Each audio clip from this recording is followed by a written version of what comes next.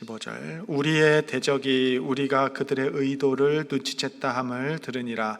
하나님이 그들의 꾀를 피하셨으므로 우리가 다 성에 돌아와서 각각 일하였는데 그때로부터 내 수와 사람들의 절반은 일하고 절반은 갑옷으로 입고 창과 방패와 활을 가졌고 민장은 유다 온 족속 뒤에 있었으며 성을 건축하는 자와 짐을 나르는 자는 다 각각 한 손으로 일을 하며 한 손에는 병기를 잡았는데 건축하는 자는 각각 허리에 칼을 차고 건축하며 나팔 부는 자는 내 곁에 섰었느니라.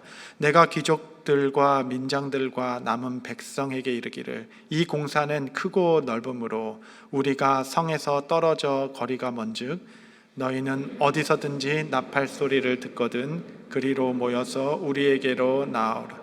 우리 하나님이 우리를 위하여 싸우시리라 하였느니라. 우리가 이같이 공사하는데 무리의 절반은 동틀 때부터 별이 나기까지 창을 잡았으며 그때 내가 또 백성에게 말하기를 사람마다 그 종자와 함께 예루살렘 안에서 잘지니 밤에는 우리를 위하여 파수하겠고 낮에는 일하리라 하고 함께 읽겠습니다. 나나 내 형제들이나 종자들이나 나를 따라 파수하는 사람들이나 우리가 다 우리의 옷을 벗지 아니하였으며 물을 길르러 갈 때에도 각각 병기를 잡았느니라. 아멘.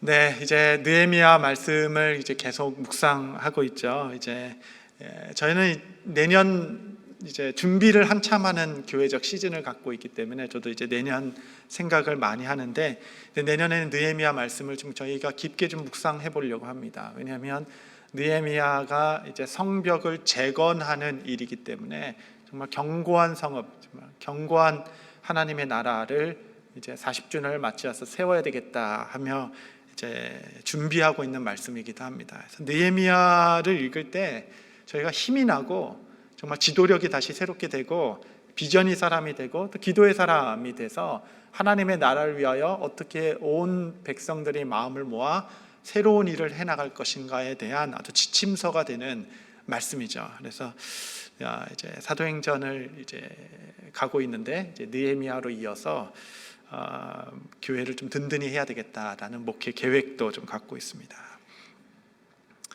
4장에 가면 이제 산발락과 도비야의 방해가 있죠. 방해 공작. 이제 하나님의 일을 하다 보면 이런 방해 공작이 이제 있게 됩니다. 뭐 이건 당연하죠. 수비수 없는 게임이 어디 있겠습니까? 수비수 없는 게임은 연습 게임이죠. 다 연습 게임. 아무리 약한 팀도 수비수는 있긴 마련입니다. 얼마나 강하고 약하고의 차이가 있죠. 그래서 이 하나님 나라의 일, 이 전쟁을 하다 보면 선한 일을 하다 보면 늘 방해 공작이 있기 마련이고 이제 수비수를 어떻게 다 전략적으로 또 기술로 또 실력으로 이겨나갈 수 있는가가 이제 게임의 승패가 달려 있듯이 하나님의 나라 일을 할 때는 이제 산발락과 도비야의 방해 공작이 있게 된 것입니다. 4장 이제 초반을 보면 몇 가지로 공격하나 이것이 이제 패턴이 있고 그것이 우리 삶에도 동일합니다. 가정이든 사업이든 교회 일이든 막론하고 하나님의 일이라는 큰 어떤 대의를 갖고 일할 때는 이런 방해 공작들이 있는데 대개 이제 첫 번째로 드러나는 공작들은 이제 비난과 조롱이죠. 조롱하게 되는 겁니다. 이제 산발랏과 그 무리들이 이제 그 막 열심히 일하고자 하는 자들을 막 조롱하기 시작한 겁니다. 아유, 이렇게 미약한 자들아. 너희가 해서 뭐 얼마나 하려고. 그래서 해서 하고 싶은 게 뭔데? 뭐 제사 드리려고 하는 거야? 뭐 그냥 여우라도 밟고 지나가겠다. 이렇게 막 얘기하면서 이제 막 조롱하게 되는 거죠. 결국 너희가 하는 일은 다 비웃음거리가 될 것이고 그냥 돌무더기에 그냥 흙 하나 더 얹는 것밖에 될 것이 아니다라고 들으면 들을수록 그냥 마음에 팍팍팍 꽂히는 그냥 섭섭하고 먹먹하게 하는 말들을 하게 하는 겁니다. 여러분 제가 상처 입히는 법을 좀 알려드릴까요? 이런 거 거꾸로 이런 거 알려드려도 되나? 방어도 되니까. 여러분 상처를 입히기 위해서는 과장할 필요가 없어요. 과장은 그걸 더 약화시키는 겁니다. 있는 그대로를 이야기하는 겁니다. 그것만큼 아픈 일이 없죠. 하나님께서 우리를 심판하실 때 하시는 말씀 중에 하나는 과도한 심판을 하겠다라고 말씀하신 적이 없어요. 심판의 말씀은 언제나 너의 행위대로 그대로 갚아주겠다가 우리가 마주하는 끔찍한 심판 아니겠습니까? 우리의 실존이 그 정도밖에 원래는 안 되죠. 이 방해자들은 맞는 말을 하는 겁니다. 하나님의 나라가 다 재해지고 믿음이 다 하나도 없으며 그냥 눈에 보이는 그 현실 그대로를 말하기 시작하는 겁니다. 이 미약한 유대 사람들아 라고 얘기하는 거지.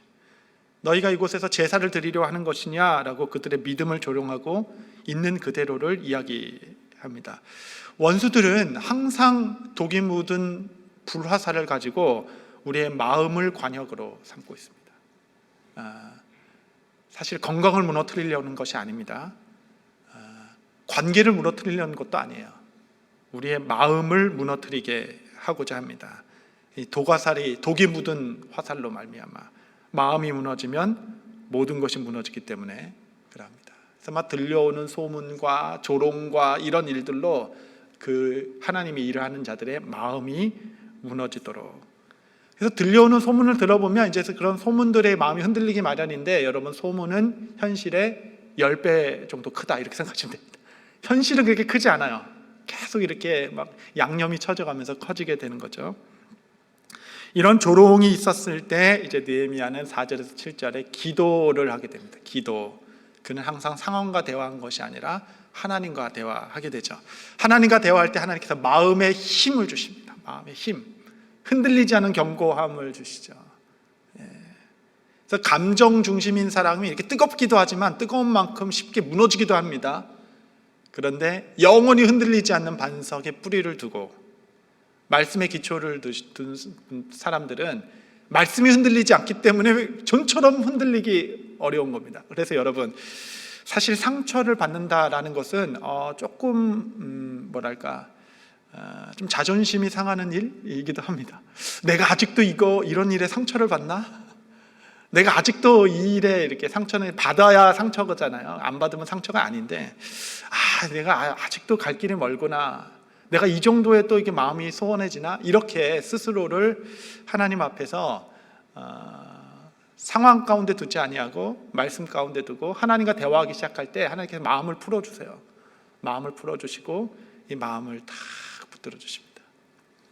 이제 이번 주에도 제가 기도하면서 한 사람을 제 마음으로 다 이렇게 풀어줬습니다. 풀어준 게 있었는데 제 안에 이렇게 왜 이렇게 그냥 울분이 있는지 모르겠어요. 그 대상만 생각하면 저한테 이렇게 실제로 피해 준 것도 없는데 괜히 막 자기 혼자 저 혼자 의로워가지고 막 그러다가 그 정도 고생하셨으면 됐다. 그 정도 그냥 마음에 힘듦 있었으면 좋겠다. 그리고 제 마음으로 그분을 탁 풀어줬죠. 저는 한 번도 대화 나눈 적도 없는 사람입니다. 서로의 존재도 몰라요. 그런데 제 마음에 그 정도 고생하셨으면 됐다 하면서 이제 마음으로 탁 풀어주는 일들. 주님께서 말씀하실 때 우리 마음에 부드러운 마음을 주세요.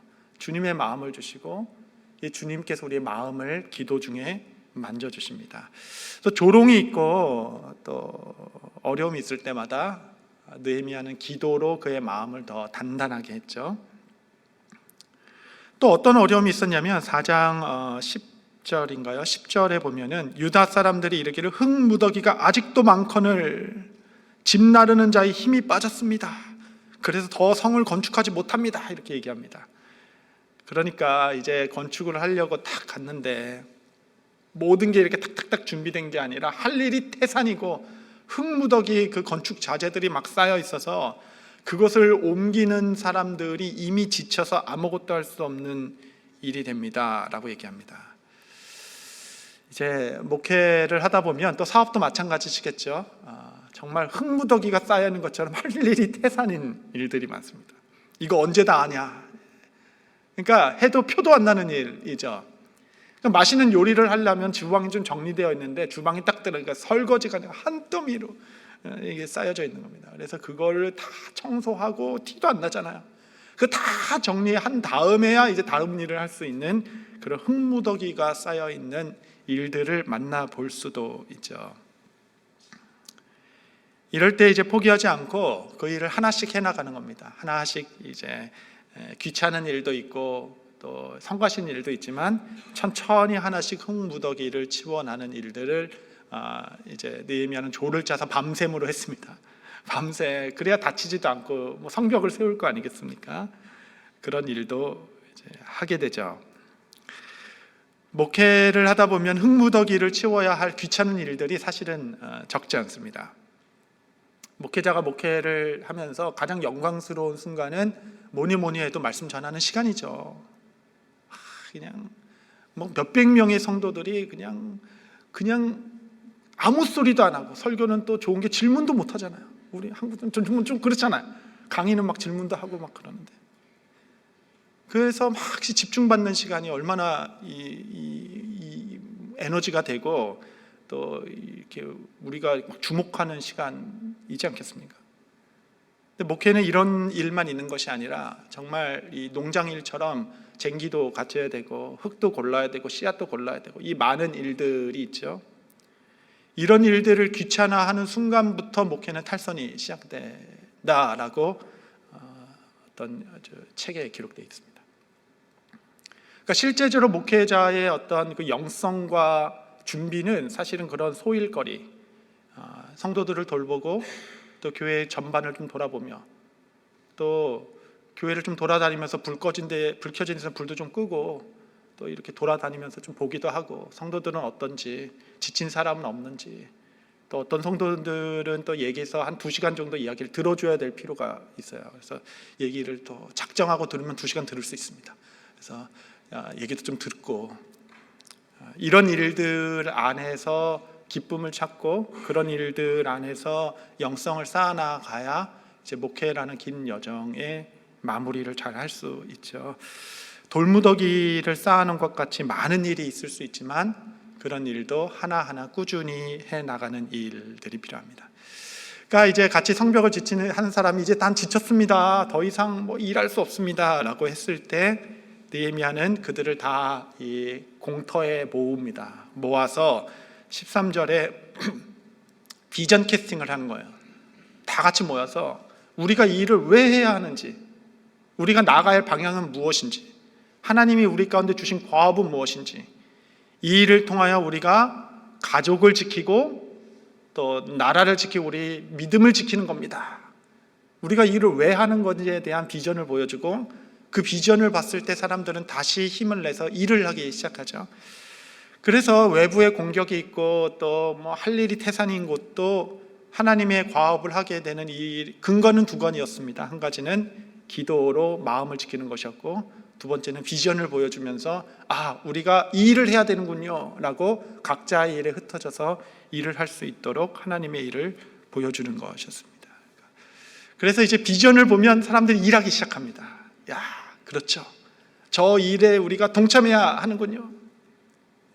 저 일을 위하여 우리가 이제 내가 해야 될 일은 무엇이군요. 일을 찾기 시작하고 그 일을 확인하게 되죠. 그래서 교회는 기도와 비전으로 세워지는 공동체라고 할 수 있겠습니다. 또 하나의 어려움이 있었는데 그건 내부적인 어려움이었어요. 산발랏은 외부로부터 공격이죠. 외부로부터 공격이 오면 가족들이 똘똘 뭉칩니다. 그래서 사실 이겨내는데 내부로부터의 어려움이 좀 힘든 일이죠. 그것은 같은 유대인들의 회유가 자꾸 있는 거예요. 이거 언제 다 합니까? 어떤 유대인들은 10번이나 요청해서 이거 그만두고 우리한테 좀 와주십시오라고 10번이나 요청했습니다. 아니, 이 일을 지금 하고 나가야 되는데 내부로부터 막 자꾸 요청이 오니까 그것만큼 힘든 일도 없죠. 여러분, 은사 중에 제일 값싼 은사가 있는데 그것은 아주 비판하는 은사입니다. 그것은 누구에게나 있고, 그러니까 비판 잘하는 사람은 아주 값싼 은사 중에 하나죠. 내 내부에서 계속적으로 도전이 있고 또 어려움이 있는 일들을 이겨나가며 하나님의 일을 세워가는 것이죠. 이런 수비수들은 언제나 있다, 언제나. 그래서 어떻게 하나님의 나라를 이루어갈지 여러분 리더십 말씀 안에서, 비전과 기도 안에서 여러분의 사업과 가정을 잘 이끌어 가실 수 있게 되기를 바랍니다. 그런 다음에 이제 오늘 본문에 보니까 행정조직을 개편을 합니다. 이제 공격도 있고 내부 요란도 있고 또 여러 가지 일도 많고 해가지고 행정 조직을 개편하고 일을 하기 시작해요. 그래서 무엇을 갖추었냐면 한 손에는 쟁기를 들게 해서 일을 했고 다른 한 손에는 병기를 들어서 칼을 차고 창을 들고 일하게 한 것입니다. 그러니까 일의 도구와 싸울 무기를 동시에 준 거죠. 여러분, 이것은 그들에게 정체성을 부여한 것입니다. 우리는 일만 하는 사람이 아니라 싸우는 사람이기도 합니다 라는 것을 알려준 거죠. 우리는 마땅히 칼을 들고 대적과 함께 싸워야 하며 동시에 하나님의 일도 해야 합니다 라는 그들의 마음, 태도와 자세를 준비시켜 준 것입니다. 우리도 마찬가지죠. 하나님의 나라의 일을 할 때는 일만 하는 것이 아니라 영적 싸움과 또 여러 가지 방해와 능히 이겨나갈 수 있는 준비가 필요합니다. 일과 무기가 함께 준비하게 하였고, 또한 이제 옷을 벗지 말아라 이렇게 옷을 벗지 않고 일을 했어요. 옷을 벗지 않고 항상 무슨 일이 있을지 모르기 때문에 경계태세를 가지고 그 일을 감당했던 것이죠. 제가 목회를 처음 배운 것은 사실 이제 곤지암 순복음교회에서 우리 지금 장인 되신 목사님께 목회를 배웠는데 그 목사님 항상 양복을 언제나 입고 계셨어요. 양복은 나의 전투복이야 라고 얘기하시면서 어떤 일이 있을지 모르니까 성도들에게 언제 성도들이 찾아와서 신앙 상담을 할지 모르니까 늘 준비된 마음으로 그 옷을 갖춰 입혔다라는 것은 나는 준비되어 있다라는 뜻이기도 하니까 그런 마음으로 목회를 하시는 생각이 좀 나더라고요. 그렇죠. 결국은 나와의 싸움이니까. 결국은 내 스스로를 경계하고 내 스스로를 지키는 것이 이제 싸움의 핵심이 되니까. 결국은 내 마음을 지키는 것이기 때문에 이 옷가짐을 바로 하겠다라는 것은 경계를 놓지 않고 항상 깨어 있어서 이 일을 완수할 때까지 경계태세를 놓치지 않겠다. 뭐 그런 의미 아니겠습니까? 군대에서 5분 대기죠. 그러면 군화도 못 벗잖아요. 여러분 기억나시죠? 군복 입고 총 메고 군화도 못 벗고 군화 신고 이렇게 누워서 자다가 삐 하면 5분 안에 그거 딱 달려가는 거 훈련하잖아요. 저희 부서는 저희 군대는 이제 수도를 지키는 수방사 쪽이라서 웬만하면 별일이 없습니다. 근데 그거 막 훈련하고 하는데 하여튼 일주일 내내 옷 입고 자고 무슨 일이 있어도 경계태세를 가지고 제일 먼저 나가서 그 일을 해결하겠다라는 그런 이게 경계의 조잖아요. 옷깃을 다시 여미고 주께서 주신 과업을 맡을 때까지 내 마음을 지키고 삶을 지키고 내 영성을 지키고 옷깃을 여미고 이 일의 끝까지 원수들의 공격을 이겨 하나님의 나라를 세워가고자 했던 6세기, 5세기에 있었던 4세기에 있었던 믿음의 선진들입니다. 밤에는 경계를 쓰게 했고 낮에는 일꾼이 일하도록 하게 했습니다. 절반은 일을 했고 절반은 칼과 방패를 지어서 파수꾼을 세우기도 했습니다. 다 흩어져서 일을 하기 시작했어요. 그럼에도 어떤 사람들에게는 나팔을 부어줘서 나팔을 불면 손에 무엇을 들고 있든지 다 놓고 우선 다 모여라 라고 얘기한 겁니다. 왜냐하면 대적의 공격이 없기 때문에 그런 것이죠. 그러니까 각각 자기 일을 흩어져 함에 있어서도 가운데서 나팔을 불면 다 같이 모여줘야 됩니다. 왜냐하면 이때는 힘을 합쳐서 그 일을 이겨내야 되기 때문에 그러죠. 교회도 마찬가지입니다. 이제 각각의 은사와 부르심과 직분에 따라 여기저기 50여 개의 부서에 흩어져서 주일에 여러분 우리 교회가 정말 400명, 500명이 봉사를 해요. 그러니까 대단한 겁니다. 우리 교회 봉사하는 그 율이 되게 높아요. 주일에 이렇게 교사가 많아가지고. 그런데 어쨌든 각자 흩어져서 자기 부서와 맡겨진 일을 최선을 다해서 한 손에는 병기를 한 손에는 쟁기를 들고 일을 하더라도 중앙에서 약속된 콜이 있는 겁니다. 나팔을 불면 우선 모여야 됩니다. 그래야 이 일을 지속할 수 있어요. 근데 때로는 이제 교회에서 이제 중간에 나팔을 한번 모이십시다라고 딱 불어도 내일이 너무 바빠가지고 이제 그렇게 하시는 일들이 있어요. 그래서 우리가 나팔을 불었을 때는 함께 모여서 영적인 돌파돼야 되고 서로 격려돼야 되고, 그래 여러분 잘하고 계십니다, 서로 축복해 줘야 되고, 여러분 새 가족이 잘 돼야 공동체가 잘 되고, 공동체가 잘 돼야 양육이 잘 되고, 양육이 잘 되면 봉사자들아서 교육부가 잘 돼요. 교육부가 잘 되면 거기서 또 아이들이 자라납니다. 그러면 우리 모두가 다 이렇게 연결돼 있죠. 어떤 부장님, 어떤 그 봉사하시는 분이 이제 그 부서에 너무 오래 봉사하셨어요. 부서를 너무 사랑하셨죠. 저를 만나가지고 우리 교회는 근본적으로 문제가 있다 그러시는 거예요. 그래서 무슨 문제냐라고 들어보니까 우리 교회는 타 부서의 일에 관심이 없습니다. 아무리 이렇게 해도 옆에서 도와주진 않아요. 오질 않아요. 그러면서 뭐 열변을 토하면서 저 커피 한 잔 얻어먹고 정말 엄청 제가 웬만하면 안 먹어요. 그냥 얘기하라. 그래서 엄청 얘기를 듣고 이제 돌아서면서 제 마음에, 제가 그분이 다른 행사 모임에 참석하는 걸 본 적이 없어요. 자기 일은 열심히 하는데. 다 그런 우리의 연약함이 있죠. 그러니까 우리 모두가 한 사람 나팔을 불고 하면 파수꾼을 쓰고 하는, 이렇게 유기적으로 서로를 도와서 하나님의 나라를 세워가지만, 이제 교회에서 어떤 일에 나팔을 불기 시작할 때는 한 마음으로 다 같이 모여서 예배가 은혜로워야 또 선교가 잘 되고, 선교가 잘 되면 또 헌신자들이 일어나고, 우리 모두가 정말 마디마디와 같이 다 연결되어 있죠. 그래서 이 하나됨을 기억하는 나팔, 우리가 위기가 있으니까 일에 집중합시다라고 모였을 때 다 같이 모여서 서로의 각자 나눠져 있지만 한 몸이 되어 세워져가는 하나님의 나라, 이 일들을 이루어갈 때 은혜가 될 것입니다. 한국을 좀 생각해 보면, 이제 우리가 아무래도 한국의 영향을 좀 받으니까 제일 이제 안타까운 것이 이제 세대 간의 단절입니다. 세대 간의 단절.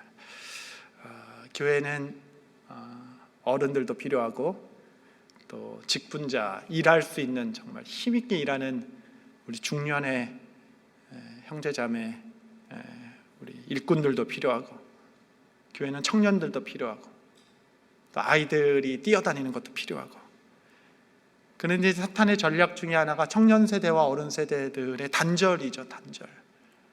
그래서 그의 역할의 은혜들이 이렇게 잘 흘러가지 못하도록 저희가 다 같이 마음으로 함께 모여서, 어른들은 다음 세대들을 마음껏 축복해 주고 장을 열어주시고, 청년들은 어른들을 존경하고 그들의 지혜로부터 실수를 줄이고, 이렇게 정말 각자의 그 은혜대로 하나 되어서 하나님의 나라를 세우는 일들이 있게 되기를. 여러분, 우리 이 53개의 부서가 있습니다. 각 부서들이 서로를 좀 사랑하고, 또 170여 개의 순이 있습니다. 각 순들이 또 같이도 모이고 이렇게 다 하고, 우리 청년부가 우리 소망의 행사에 좀 열심히 참여하고, 또 지난주에 영커플이 처음에 왔을 때 이제 7가정인가 5가정 수련회를 갔는데, 지난주에 이제 24가정이 갔잖아요. 영커플이 그때는 뭐 우리는 뭐 도움도 안 줬고 그냥 컸는데, 어쨌든 뭐 은혜의 세대가 있으니까 수련회도 가고 거기에 또 관심도 가져주시고, 또 영화부에 아기를 좀 돌봐야 되는데, 아기를 이렇게 애들을 좀 봐주는데 그 교사가 좀 모자란다고 합니다. 특별히 또 피아노 칠 사람이 필요한다고 하는데, 그래도 좀 도와주시고, 또 우리 성가대 또 찬양, 아름다운 찬양, 제가 주일날 여기 앉기까지 마음 정리가 안 될 때도 있어요. 마음에 일단 평강이 있어야 되는데 마음의 정리가 이렇게 부산하게 여기 앉을 때까지 그럴 때도 있어요. 그런데 때로는 장로님의 기도를 들으면서 마음에 평강이 밀려오고, 때로는 우리 성가대의 찬양을 들을 때 마음이 확 이렇게 모입니다. 부어져요, 하나님 마음이. 그러니까 이게 순간순간이가 얼마나 좋습니까? 얼마나 일할 곳도 많고 얼마나 도와줘야 할 곳이 얼마나 많습니까? 그래서 우리 동역 하시는 분들이 열심히 사역하면 가서 좀 참석해주고 또 격려해주고 축복해주고 이렇게 서로 연결되어 세워지는 하나님의 나라, 이렇게 함께 일할 때 우리 교회가 든든히 서게 되리라 믿습니다. 여러분 삶의 어려움 가운데 힘든 가운데도 정말 마음을 지키시고 끝까지 함으로 주께서 여러분에게 주신 과업 잘 완수할 수 있게 되시기를 바랍니다. 기도하시겠습니다. 이 시간에 우리의 마음을 하나님께 드리며 하나님 우리의 마음을 노성벽과 같이 강하게 하시사 주께서 주신 과업 끝까지 잘 감당하는 종 되게 하옵소서. 옥깃을 다시 여기며 주께서 부르시는 날까지 충성하게 하옵소서. 우리 합심하여 기도하도록 하겠습니다.